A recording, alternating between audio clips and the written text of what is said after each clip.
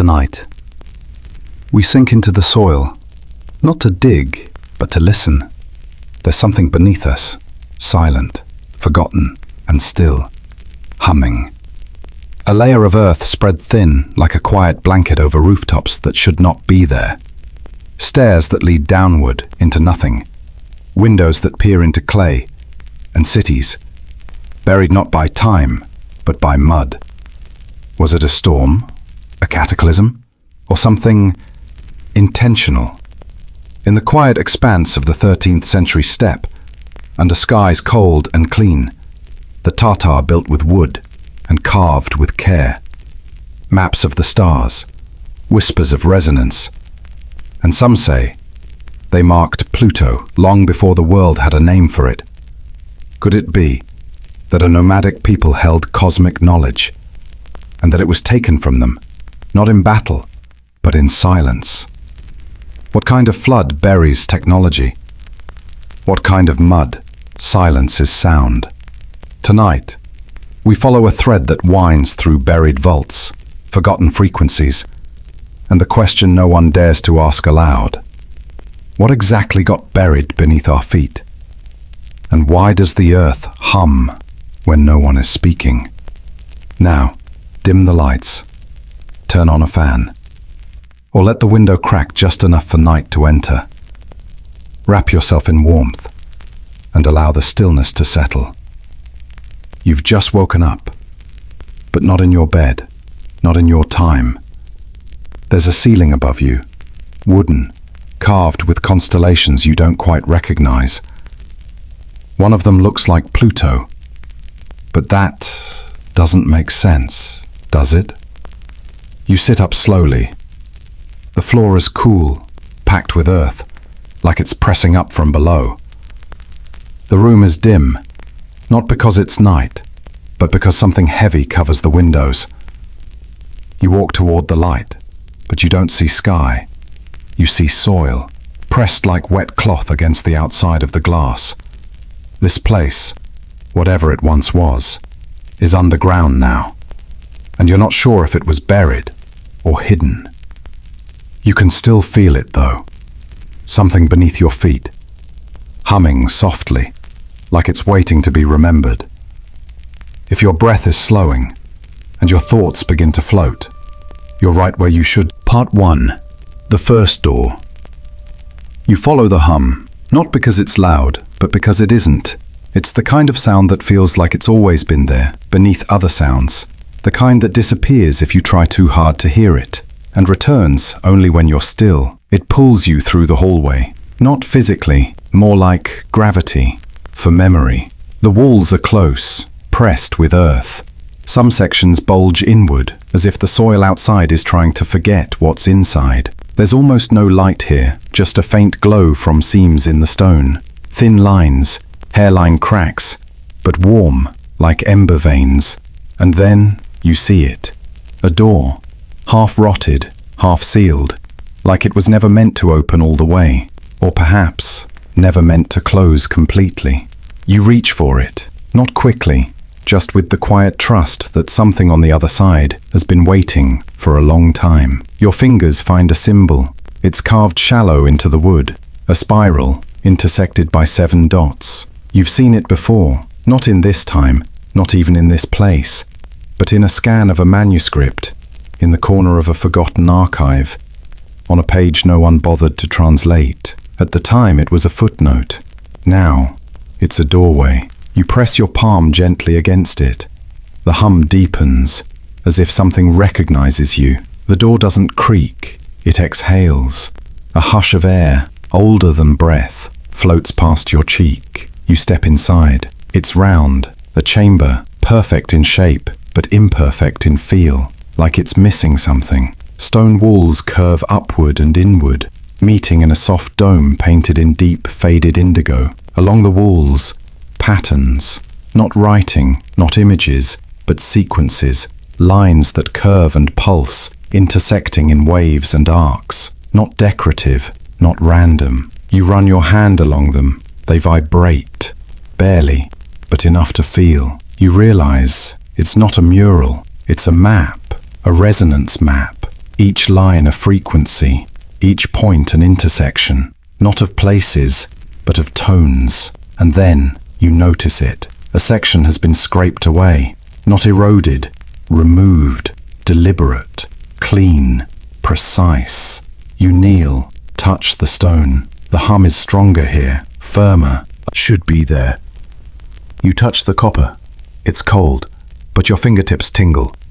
Behind it, the resonance lines on the wall shift. You blink, and for just a second, you see it.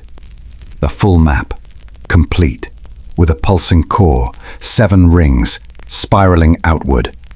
At the center, a symbol you recognize. Not from history, but from a dream. You step back and the image is gone, but the feeling remains. The hum returns, different now, layered. There's more than one frequency, more than one story, and you're not the only one listening.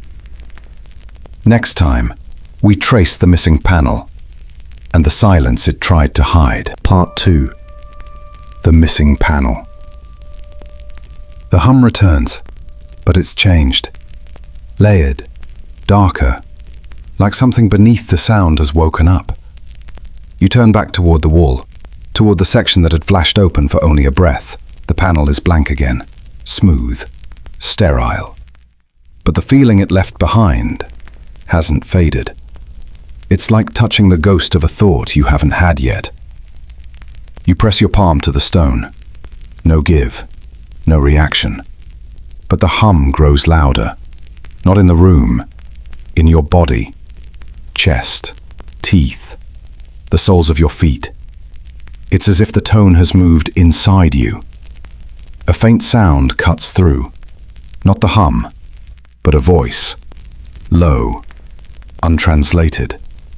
Not language exactly, more like intention, folded into breath. It isn't asking, it's remembering. You follow it, through a narrow opening behind the chamber. A sliver of passage, carved not for walking, but for crawling.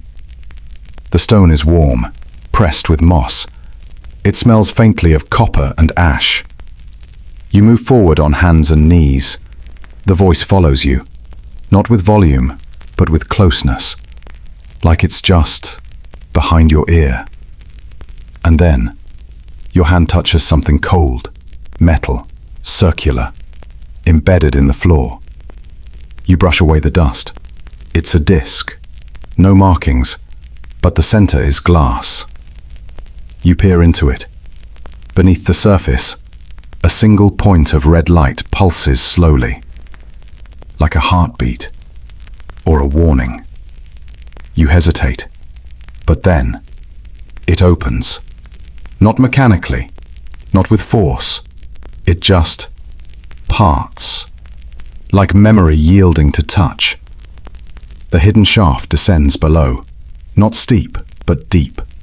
At the bottom, faint light, not from fire, not from electricity.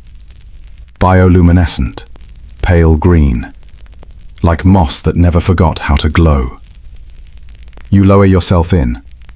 The stone is damp but not wet. As if time here doesn't rot things, it preserves them. The chamber at the bottom is colder, circular again, but this one isn't stone. It's metal, smooth, tarnished. The walls breathe, not literally, but in heat. Temperature pulses in home. Part 3. The frequency that fell silent. The silence lingers, not empty, but full, of something that doesn't want to be spoken yet. You stand in the center of the chamber, breath shallow, listening. Not with your ears, but with something older inside you. The pedestal is still warm, not in temperature, but in memory. Something was placed here not long ago. Something that made the room hum, and then go quiet. You sit, not because you're tired, but because you need to feel stillness again. The walls seem to respond, their metal surfaces softening in tone, as if exhaling after holding a thought too long. You close your eyes and listen deeper. There, just beneath the edge of hearing, a thread. Not sound, but the shape of sound, a feeling, curved like a forgotten melody. You lean toward it, not physically, just inward, and it begins to unspool. A memory, but not yours. A step under moonlight, firelight flickering off curved bone instruments, children carving stars into bark, women singing without sound, their voices embedded into thread, woven into shawls. The stars listen, so does the earth. But one tone, one frequency, fractures. And then mud, rushing. Not like a storm, like a hand, wiping away an etching it regrets.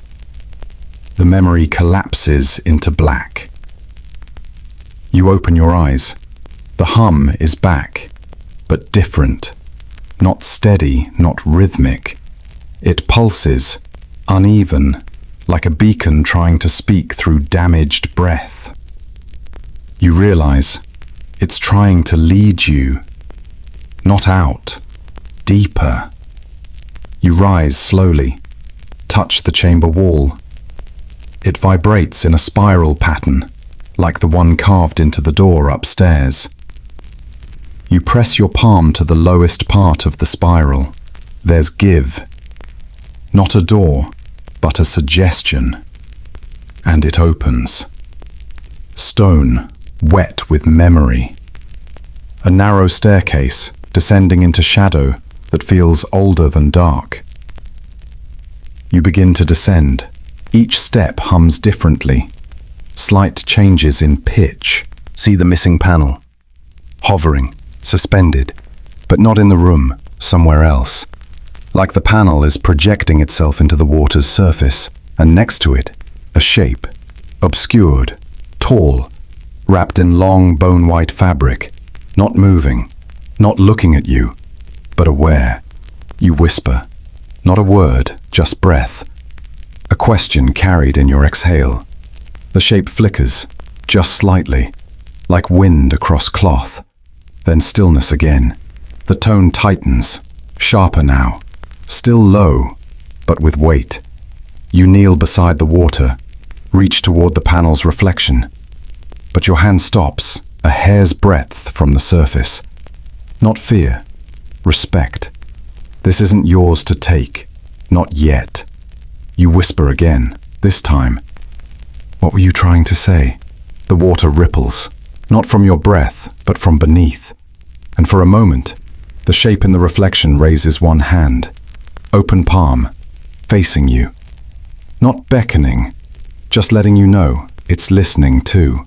The hum fades, not disappears, just softens into something more like breath. And you feel it again. The choice. Do you reach in, take the panel, risk breaking what silence has protected? Or do you wait? Let it offer itself when the frequency is ready to return. You sit again. Let the water go still. Let the presence fade. But as it does, a new vibration begins, fainter, higher. Not the earth this time, but above it. A signal. Not buried, but sent. Next time, we follow the hum not beneath us, but above. Part 4. The signal above.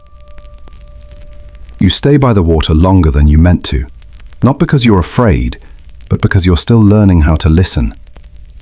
The hum has quieted now, not absent, just resting, like breath between thoughts. You stand slowly, not all the way, just enough to look up.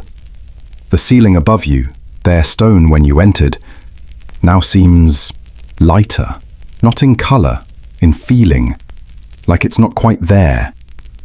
You narrow your eyes. There, a thin shaft cut through the rock, perfectly straight. Too narrow to climb, but not too narrow for sound. You close your eyes again, and there it is. A thread. Thinner than the one you followed down, fainter, but rising. It doesn't hum, it calls. Not loud, not in words, but with the shape of something searching. Not below, above. The shift unsettles you, but gently, like stepping from warm earth onto cool air. You look back one last time at the water. The panel's reflection is gone, so is the figure. Only the stillness remains. You press your hand to your chest. The hum is inside again, not as a sound, but as an invitation. You leave the chamber, quietly. The corridor spirals back like a thought retraced. You pass the handprints, the echoes. The old warmth in the stone now faded into memory. The staircase leads you upward, each step less heavy. You emerge into the first chamber, the resonance room. You'd forgotten how round it was, how tall. The lines on the wall no longer hum, but they remember. You press your palm to one. A pulse, soft, brief, like a goodbye. Then, a whisper of wind from the passage behind. You follow it. It smells of night. The air is cooler as you ascend the final steps back to where this began. You reach the wooden ceiling, still carved with constellations, still marked with Pluto, still out of place. But now, you understand why. It wasn't wrong. It was early. And now it's time to go higher. There's a ladder, old, built into the stone like someone knew you would climb it one day. You take it slowly, one rung at a time. Each step feels like exhaling something you didn't underground. Never just a buried memory. It was a conversation, interrupted. One side forced into silence, the other still sending, waiting. You sit in the grass, no rush, no fear, just presence. The pulse continues. And this time, you listen not with your ears, but with your breath. And the pattern begins to make sense. It's not Morse, not binary, but rhythm. Long, short, pause. Long, short, short, pause. It isn't saying a word, it's asking a question. But not to you, to the panel, to the chamber, to whatever has the other half of the message. And somehow, you know what it's waiting for. A reply. But not spoken, not sent, played. You reach into your bag. You'd forgotten you were carrying it. A small wood carving from the archive. A replica, really. The spiral with 7 dots. No one ever figured out what it meant. Until now. You hold it up to the signal. The blinking stops. Just for a moment. Then resumes, faster, like recognition or gratitude. You lie back on the grass, hands behind your head, eyes up. You don't need to go anywhere tonight. Everything is arriving, slowly, softly, in pulses. You let the hum settle back inside you, not as noise, as memory. And the earth beneath you feels warmer now, because it knows it's been heard. Next time, we trace the path from the stars back down to what was taken. Part 5. The ones who remembered. You don't know how long you've been lying in the grass, but time isn't keeping track here. Not in minutes, not in stars, only in pulses. The signal still blinks. A quiet, rhythmic request. Not impatient, just consistent, like it's been asking for centuries. You sit up slowly, the carved spiral still in your hand. It feels heavier now, not physically, but with memory. You turn it over, and for the first time, notice something new. Along the edges, thin, shallow lines. Invisible in daylight, now glowing faintly with the pulse. 7 dots, but each one connected, not randomly, in arcs. You recognize the pattern, the resonance map, the one underground, the one with the missing panel, except this one is complete. You stand, the wind shifts, carrying the scent of something not quite natural. Smoke, but colder. And then a sound, not the hum, not the signal, but footsteps. Not loud, not threatening, just purposeful. You turn. There, across the grass, a figure. Tall, not cloaked, not glowing, just ordinary, almost, except for the way the ground doesn't crunch under their feet, and the way the stars behind them seem to pause as they pass. They stop a few meters away and speak, but not aloud, inside your mind, like breath turned into shape. You heard it, not a question, not quite a statement either. You nod. You followed it. You nod again. You didn't take the panel. There's a pause, long, but not uncomfortable. Then, good. They walk past you, not fast, just enough to signal invitation. You follow. No words, just presence. The grass gives way to stone, not built, worn. A path shaped by memory more than by feet. And at the edge of the hill, a structure, half open, half sunk. You realize you're above the chamber, the resonance room. This was the original entrance, but the earth covered it long ago. They step inside. So did breakers.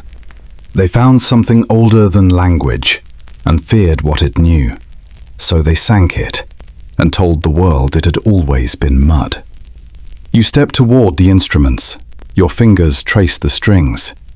Each one vibrates slightly in tune with the pulse still blinking in the sky. You realize the only thing missing is sound. Not noise, not speech. A tone. One tone. The missing frequency. You take the spiral carving, place it in the center of the circle. The instruments shift, softly, like tuning themselves. The figure nods. Now we answer. You pluck a string, low, round, almost sorrowful. The bowls respond, water vibrating in perfect arcs. The walls hum, not loudly, but intentionally. You pluck again, higher, and the floor responds. Then, you stop playing and wait. One heartbeat, two. The pulse in the sky blinks twice, then pauses. Then again, the same pattern you just played. It heard you. It's replying. The figure smiles, just barely, and speaks once more. The panel will return when the frequency is full. Until then, play softly. They step back and begin to fade. Not vanish, just become less necessary. You sit, alone, not lonely. The instruments hum around you. You don't need to dig anymore. You're not here to unearth. You're here to echo, and somewhere far above, a point of light keeps pulsing in rhythm. You close your eyes and let your breath become the tempo. Next time, we hear what the earth tried to say before it was interrupted. Part 6. When memory answers. You stay seated, fingers resting lightly on the string that answered the stars.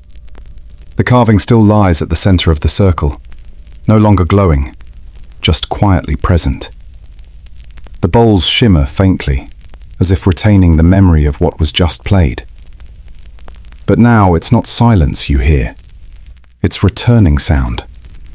Not coming from the room, not from the signal above, but from somewhere between. It starts as a tone, soft, low, folded into the fabric of stillness. Not new, not foreign. Familiar. You've heard this resonance before, but only in dreams, or maybe in silences you never thought were meaningful. It grows slowly. No urgency, no threat, just presence. It wraps around the air, It touches the stone, and gently, it begins to reveal. The wall across from you shifts, not opens, just softens, like fog lifting from memory. There's no door, only a space that wasn't visible until sound made it known. You rise, move slowly. Each step echoes not in volume, but in tone. You're not walking, you're playing notes with your feet. And the room is listening. You enter the new space.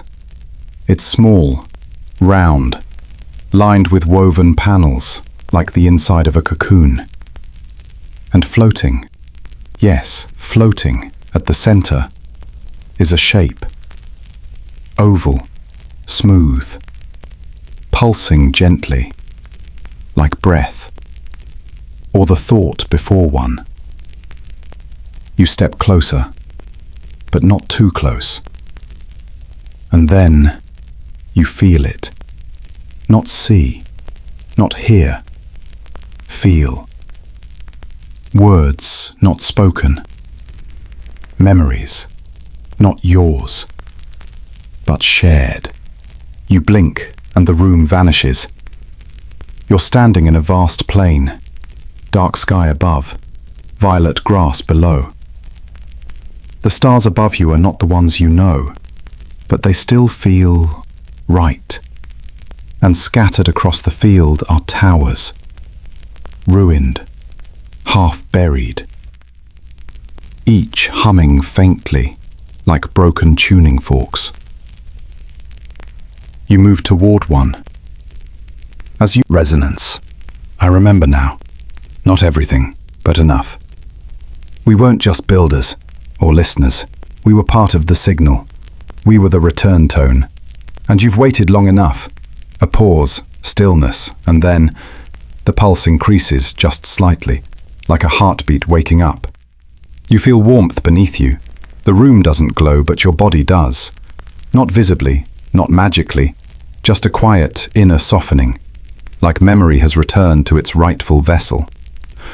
The cocoon space begins to dissolve, not fall apart, just let go, as if it's done its job. You step outside, back into the instrument room, but now you're not alone. Figures line the edges of the space, not solid, not ghosts, projections of memory still strong enough to visit the present. They nod, some smile, some weep, not sadness, relief. One steps forward, the one from earlier. They place a hand over the spiral carving. It lifts, slowly, floats to your chest.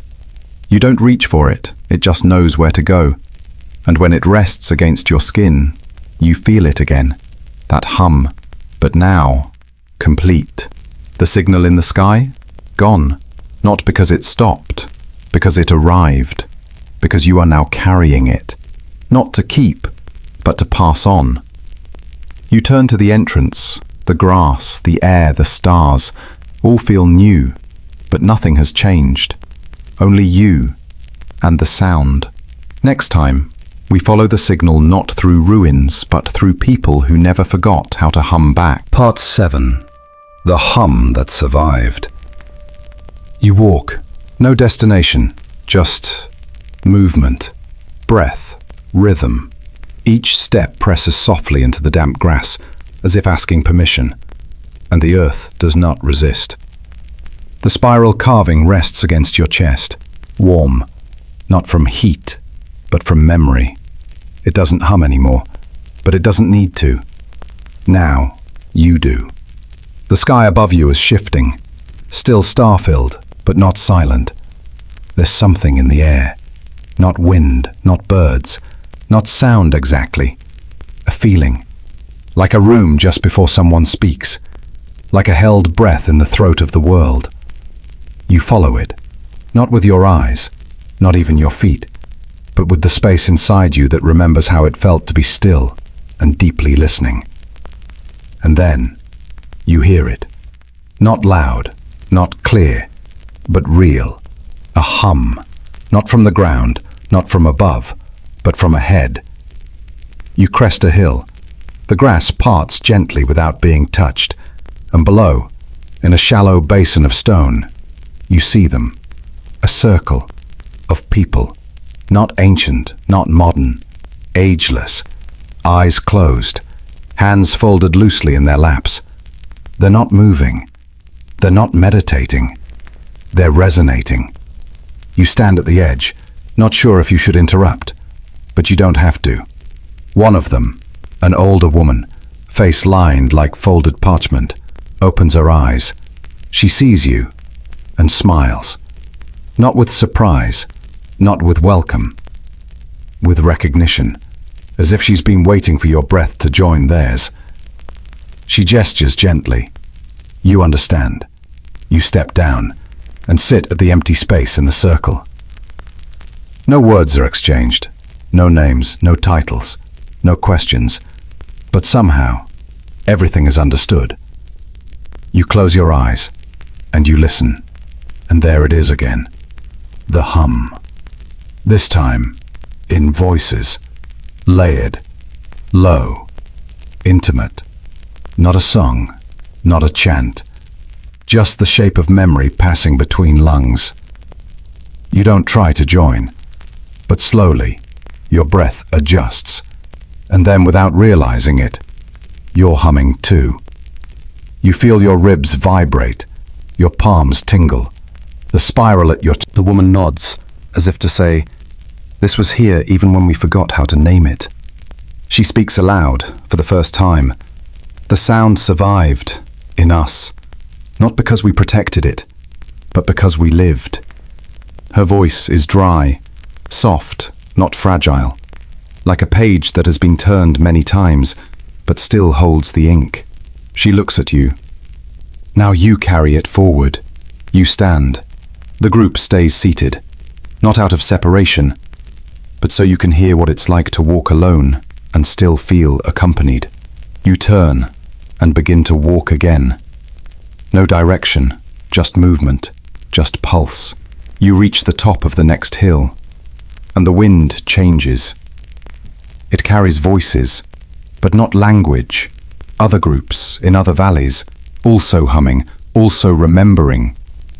You realize, this isn't rare. It's returning. It never stopped. It just went underground. Now it's rising again, through breath, through story, through you. You take a deep inhale, hold it, and release a single tone. It's not loud, not impressive, but it vibrates in the grass, in the bones of the hill, in the memory of something long thought gone. It's a beginning, not of a story, but of a remembering that never really ended. Next time, we follow the hum not into stone or stars, but into the stories still breathing inside the living. Part 8. The one who never stopped humming. You walk again, but it's different now. Before you were searching, listening, following. Now you're being led, not by a sound, not by a voice, but by a pull, subtle, warm, like gravity, but softer. A kind of gravity that draws you not downward, but inward. You follow it. Through low hills, across a plain that seems too quiet to be empty. There are no signs, no markers, no path. And yet every step feels right, like walking inside a memory that was waiting for your feet. Eventually, you reach it. Not a village, not a ruin, just a single home, small, worn by wind, nestled beside a tree so old its bark looks braided. There is smoke rising from the chimney, faint but steady, the scent of cedar, and something older, a kind of time you can smell. You pause, then step forward. The front door is open, not wide, just enough. You enter. The air inside is warm. It hugs you before you even sit down. There are shelves, not with books, but with objects. Rocks, bowls, tiny spirals carved into driftwood. A jar filled with red earth. A smooth stone with a single groove through its center. You feel like you've been here before, in a dream, or a story, or both. And then, from the next room, a sound. Not speech, not music. A hum, delicate, pure, so soft, you're not sure it's even there until it touches you. A figure enters the room, old, but not fragile. They move like wind moves through tall grass, slow, sure, unapologetically soft. They carry a cup. Steam rises from it like breath in winter. They say nothing, just gesture for you to sit. You do. They place the cup in front of you, cedar tea, with something faintly floral. You sip, and warmth curls through your chest like memory returning home. They finally speak, not loud, not slow, just precise. You've carried the hum far. You nod. They look at you not as if waiting for words, but for stillness. And when you're slow enough to become the thing being remembered, they close their eyes and hum again, just once, low, round, so gentle it barely stirs the air, and you feel it, that same frequency you heard in the resonance chamber. You mirror it, your hum meets theirs, and for a moment, the room is not a room. The shelves are not shelves. Time is not linear. You're inside the space between one breath and the next, where memory lives before it's named. Then it fades. The air settles. The old one opens their eyes. They reach under the table and place something wrapped in cloth in front of you. You hesitate, but they nod. So you unwrap it. Inside, a panel, stone, familiar shape, but this one has something different. Carved into its surface, not a map, not a message, but a mirror. Not glass, not shiny, just smooth enough that when you look into it, you don't see your face. You see your breath, moving, shaping, humming. They speak again. It's not the missing piece, it's the living one. It only completes the signal when someone is ready to carry it forward. You wrap it again, carefully, and hold it against your chest. The hum is quiet, but full, complete in its incompleteness, not needing to be loud, just true. The old one stands, walks to the window, looks out at the sky just beginning to brighten. Time to go, they whisper. Others are still listening.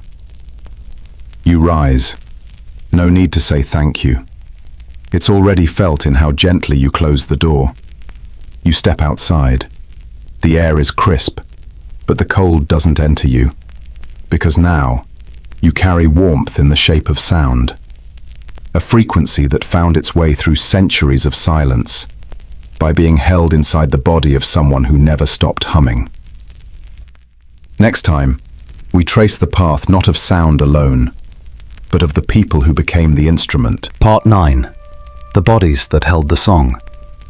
You walk again, but now you're not following a sound. You're following those who hum quietly enough to be mistaken for silence. People, scattered, soft, and deeply in tune. Not with music, not with each other, but with the frequency that never stopped, only hid inside lives quiet enough to carry it. You reach a village. It isn't marked on any map, but you find it like you find sleep, gradually, by softening. There are no signs, no names carved in stone, just the rhythm of wooden shutters closing in unison at sundown. You don't knock, you listen, and when you do, you feel it. Not from buildings, not from tools, from people, their breath, their footsteps, their cooking, their rest. They are in tune. An old man tends to a fire. Each log he lays down lands with the same spacing as your heartbeat. A child stirs soup with strokes that match the cycle of your inhale. And the baker, She doesn't sing, but the sound of her shaping dough falls into a rhythm older than words. No one looks up, not because they don't see you, but because they already know you're listening. And that's all that's ever been asked of them, to be heard as themselves. You sit at the village edge, under a tree, its trunk wide and deeply scarred, but alive. You rest your back against it, and for a while, you say nothing, because there's nothing to say. The panel wrapped in cloth rests beside you. It hums again, but it isn't emitting sound. It's mirroring it. The rhythms around you, footsteps, broom strokes, laughter, a creaky door, all gently feed into it, and it glows softly in response. This is not a place of teachers. It's a place of reminders. People here don't explain, they embody. Later, a woman sits beside you. She doesn't speak, she doesn't ask, but she begins to hum, low, unadorned, not a melody, just presence. And slowly you understand. This village has no stories because it is one. Lived, breathed, hummed. No need to write it down. No need the way a pot lid is replaced without clatter. In the sigh before sleep, and the hush after laughter. You feel the panel warm again, and for the first time, it glows with joy. You rise before the sun. The village is still, but not silent. Even in rest, the body hums. You walk through slowly, not as a visitor anymore, but as an echo. And each person you pass, even in sleep, seems to carry a tone you now understand. Some carry clarity, others carry grief. One child's breath hums in bursts like a flickering memory that refuses to fade. And you think, this is what it means for people to become instruments. Not because they play music, but because they live in tune with something older than sound. Before you leave, you pass the tree again. The woman is there, waiting. She hands you the stone. You try to give it back. She shakes her head. You don't take it. You carry it, like everything else. It's not the object. It's the memory that lets itself be held. You understand. You wrap it in cloth, place it beside the panel. 2 tones, one deep, one warm. They don't clash. They layer. And as you step beyond the village, the road ahead feels not quieter, but more finely tuned. Next time, we visit a place where silence was once forced, and listen for the sounds that never surrendered. Part 10. The place that was made silent. You walk toward the edge of the map, but this time there's no landscape, just absence. No birds, no wind, no breath in the trees. You've arrived at a place where sound forgot how to live, not naturally, not gently. It was taken, forced into stone, pressed beneath orders, erased in ink and law. And yet something remains. The path narrows, not from terrain, from memory. As if the world itself hesitated to remember this place. You move slower, not because of fear, but out of respect. There are places you don't enter to learn. You enter to listen, to what was never allowed to finish its sentence. A wall appears, high, bare, worn not by time, but by refusal. Once names were carved into it. Now only grooves remain. Like fingerprints that still reach out even after being smoothed away. You place your hand on the stone. At first it's cold, but then a flicker, a flutter, a warmth that feels like someone whispering, "You're late." But you came. The panel at your side responds. It glows dimly, not in excitement, in recognition, like it too remembers what was lost here. You follow the wall to an opening, a doorway, no door, just shadow. And then stairs, descending, of course, because silence always buries itself. Each step downward dulls the air. Even your heartbeat feels like it's holding back. The light fades not in color, but in courage, until all that's left is texture, stone, breath, you. And then you hear it. Not sound, not music, but the memory of both, held in the walls, etched by hands that were not allowed to be remembered. You reach the chamber. It's not large, not grand, no symbols, no relics. Just a circle of empty chairs. 12, all facing inward, each one a body that once held a note never played. And in the center, a table covered in cloth. You step closer, unwrap it slowly. And underneath, a tuning fork. You don't strike it, you don't have to. Its tone is already here, vibrating softly beneath everything. You sit, not because you were told, but because the chairman holding a tuning fork in his chest, waiting for someone to finish the note. These aren't tragedies. They're held tones, still resonating, still waiting. You reach into your satchel, take out the mirror panel. It hums softly. You place it on the center table, face up. It doesn't glow. It reflects, but not your face. It reflects the people who were never seen. Each chair now holds someone. Not clearly, not visually, but in sound shape. The chair creaks beside you. No one sits in it, but you still feel the warmth of company. And then, someone hums, softly, cracked, wounded, but whole.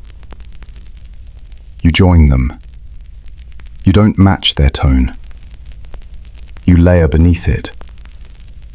And together, for just a breath, the room becomes what it was never allowed to be. A choir.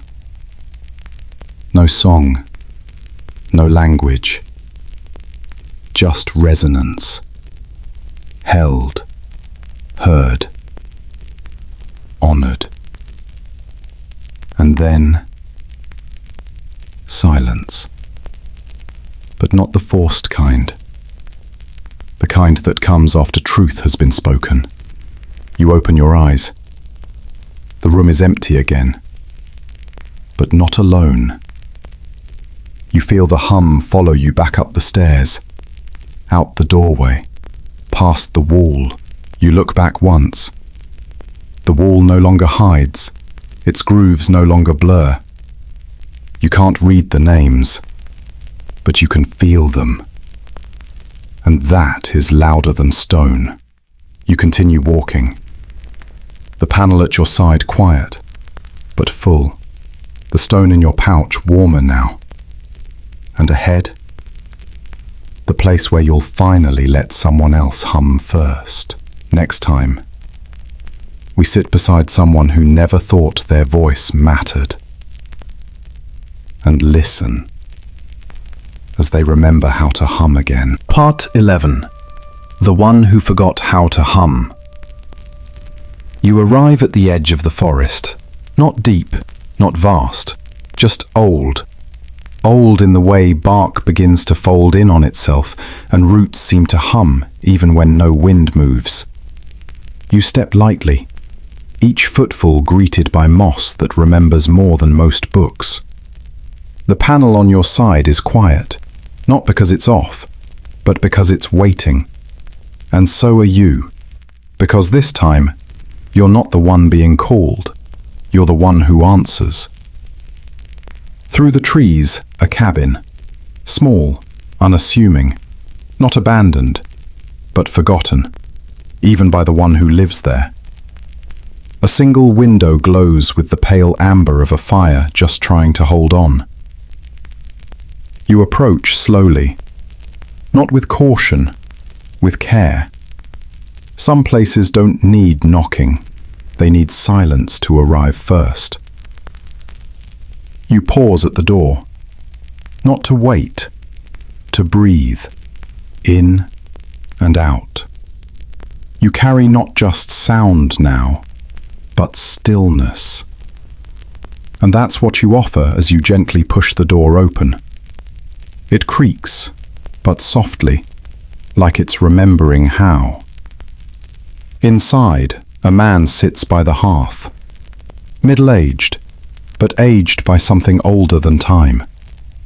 His back slightly hunched, as if carrying a weight that has no name. There's a book open beside him, but he isn't reading. He's staring into the fire, as if it once said something to him, and then stopped. You don't speak. You just sit across from him. No words, no glance, just presence. And that is the first sound he's heard in years. Minutes pass, or hours. You don't measure. He shifts in his chair, not toward you, but slightly out of hiding. He finally speaks, low, scratchy, like a voice clearing dust.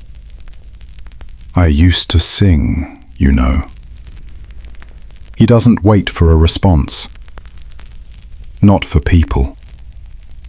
For wood, for earth, for the fire. Just soft tones, just breath made round. He chuckles, but it's brittle. Then one day I forgot how. Eyes. And you see it. Not with sight, with stillness. A flicker of light not in the room but in the air around him. His breath evens, his spine lifts. Not much, just enough to make space for sound again. He hums once more, and this time, it holds. You take the panel from your side, place it on the table between you. It glows faintly, then reflects him. But not just his body, his breath, his tone, his remembering. He leans forward. That sound. I thought it was gone. But it wasn't, was it? You shake your head, softly. He nods, not in understanding, but in agreement. You stay a little longer, not to guide, to witness. He begins humming on his own, into the tea as it steeps, into the floorboards as he walks, into the soup pot, into the dusk. Not loud, not performative, just a part of living. And in this home, silence has stopped being a guest. It has become a listener. You rise. He doesn't ask where you're going. He simply says, "Thank you for remembering what I forgot was mine." You leave the panel behind. It's his now. Not because he needs it, but because it needs him. It hums softly as the door closes. Outside, the forest doesn't greet you. It simply allows. And that's enough. You walk quietly, but your steps no longer fall alone. You are followed by a tone you didn't make, but helped uncover. And it follows you not from behind, but from within. You walk into the trees again, and this time, there's no destination. Just breath. Just rhythm. Not because the journey is over, but because it has finally become part of you. The panel is no longer at your side. The hum is no longer something you follow. It's something you carry. Without effort. Without fear. You listen to the forest. Not for secrets. Not for signs. If you've made it this far, thank you. Not just for listening, but for feeling. For breathing slowly. For holding space for the unheard, the forgotten, and the quietly remembered. Stories like this don't really end. They settle in your chest, in your breath, in the way you pause before speaking. If this story resonated with you, if it felt soft enough to hold, like this video and subscribe to my channel. Only if it feels right. Only if it feels earned. Because stories like this find their way best through people who know how to carry quiet things with care. And if you feel like sharing, tell me in the comments, where did this story find you? And what time is it in your part of the world? Now, let your shoulders fall. Let your hands be still. Let your thoughts drift. The hum is still here, but now it lives in you too. Good night, and thank you for being here, and we will meet again.